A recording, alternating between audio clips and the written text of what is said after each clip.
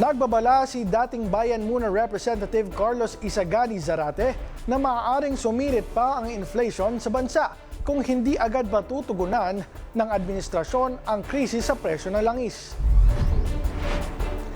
Ginawa ni Zarate ang pahayag matapos iulat ng Philippine Statistics Authority na umakyat sa 2.45% ang inflation noong Pebrero mula sa 2% noong Enero. Ayon sa kanya, posibleng magdulot ng sunod-sunod na pagtaas ng presyo ng mga bilihin ang patuloy na pagmahal ng langis na maaaring makaapekto sa pamasahe, presyo ng pagkain, kuryente at iba pang pangunahing serbisyo.